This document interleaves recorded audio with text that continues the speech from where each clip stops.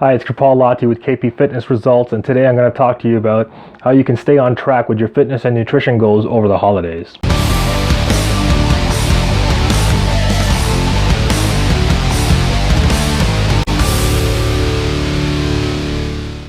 Now, during the holiday season, you're going to hear somebody say something like, "Oh my God, I'm going to gain so much weight over the holidays because I'm going to eat and drink like an asshole. But I have this discount code for 15% off a CBD cleanse oil, and that'll get me shredded by the end of January. So yeah."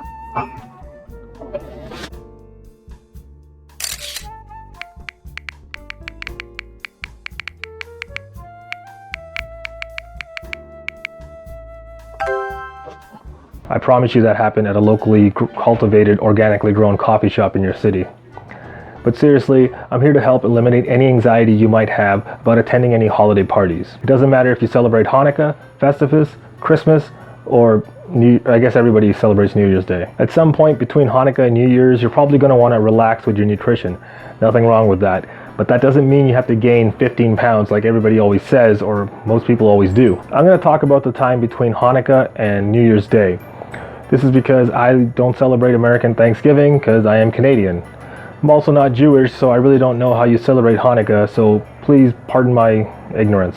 So with that being said, I'm going to assume you're going to attend at least 8 holiday parties. That's Hanukkah, that's your work party, your significant other's work party, your holiday party with your friends, holiday party with your boyfriend, girlfriend's friends, your family's party, your significant other's family's party, and of course New Year's. What I'm about to share with you is nothing groundbreaking or new. I've used these strategies for myself and with my past clients. Depending on what your situation is, you can choose to do one of these things, all of these things, or none of these things. There is one thing that I do want you to follow through on no matter what. I want you to stick with your workouts. Whether you're going to the gym twice a week, 3 times a week, 4 times a week, 5 times a week, doesn't matter. I want you to make sure that you stay with your workouts and don't stop and say you're going to start again the first Monday of January. Continue your workouts no matter what day they fall on. Now, on certain days you might not be able to get a full workout in. That's okay. Just reduce the volume. So instead of saying like you have a 60-minute workout, do 30 minutes. It's still a good workout. It's still better than nothing. If you're usually going for 15,000 steps per day when you go for a walk, try to get anywhere between 7,000 and 15,000. Now, I'm not recommending that you stay with your workouts just so you can be a savage at the dessert table. I'm recommending that you do this so you can minimize the amount of weight that you gain. I personally recommend that you don't try to lose a lot of weight during this time because you're going to be setting yourself up for failure. What I recommend is that you be realistic about your goals right now. You are going to attend parties, you are going to have snacks, you're going to have desserts, you're going to have extra food, and that's totally fine. We're just trying to minimize the weight gain. So even if you stay at the same weight throughout the holidays, that's a victory. If you continue with your workouts, that's a victory. If you lose only a half a pound, that's still a victory. Whether you stay where you are or you lose a few pounds between November 28th and January 2nd, that's a victory. Now, if you haven't done so already, go back and watch my calorie calculation video. It's linked below and maybe somewhere up here. Once you have figured out how many calories you need to eat, try to stick with that as closely as you can during the holidays. Since I'm talking about calories, I'm going to tell you what I normally do throughout the year, but especially around the holidays. This is called calorie cycling. So on the days that I work out, I eat a little bit more, and on the days that I don't work out, I eat a little bit less. I do try to stay within my calorie range. If I'm supposed to be in a calorie deficit, I make sure I'm still in the deficit. But if I go a little bit over, I'm not too worried about it. I do have less calories on the days that I don't lift weights. So this is a strategy that can work for you. The day before attending a party, eat a little bit less. I'm not saying don't eat any food, just eat maybe 200 calories, 300 calories less on that day. Again, if calorie counting and trying to lose weight and trying to keep track of things over the holidays is going to give you anxiety, don't worry about it. Just get back on track as quickly as you can. Now let's talk a little bit about portion control. Think about how you normally load up your plate for lunch or dinner. Traditionally, you would have like your protein, your veggies, and maybe a starchy carb. I'm going to recommend that you do this at the holiday parties as well.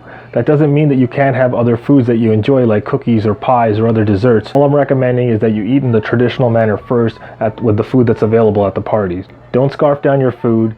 eat like a human being, engage in conversations, and when your plate is empty, then you get up and go and get your desserts. And you can use portion control here as well. Just get a smaller plate for your desserts, eat the ones that are your favorites, but before you go back for seconds, really ask yourself, am I really hungry?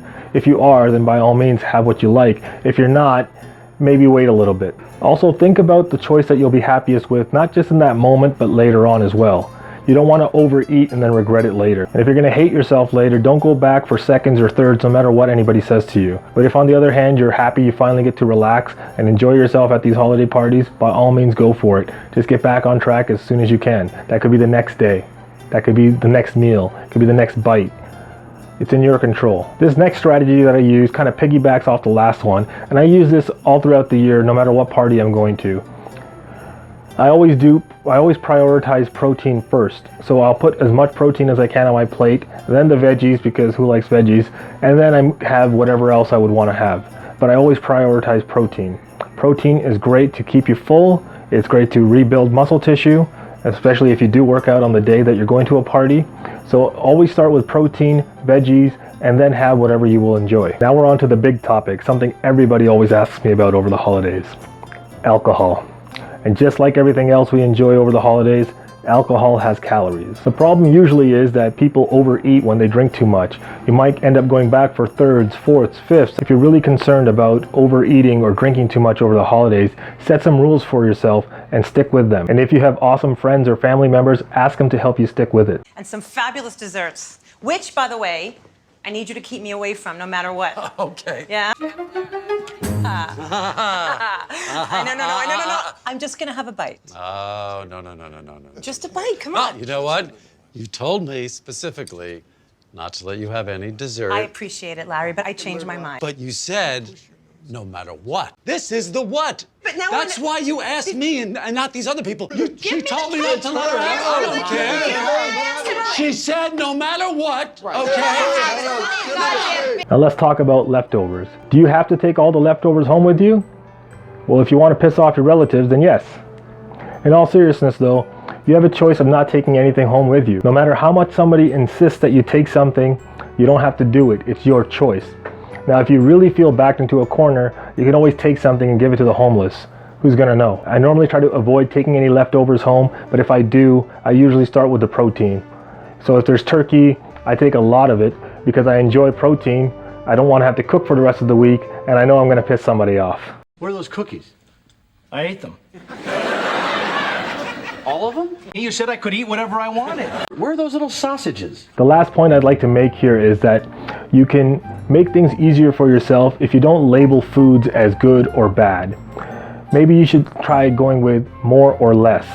Have more nutrient-dense foods and less processed foods. Have more water and calorie-free drinks and have less alcohol or sugary drinks, but enjoy both. Make the choice that you're going to be happiest with, not just today, but tomorrow, the next week, the next month, the next year. Regardless of what you do, remember, you're in control of your decisions. If you choose to track your calories and your workouts, that's great. If you choose not to, that's fine too. Just get back on track as quickly as possible.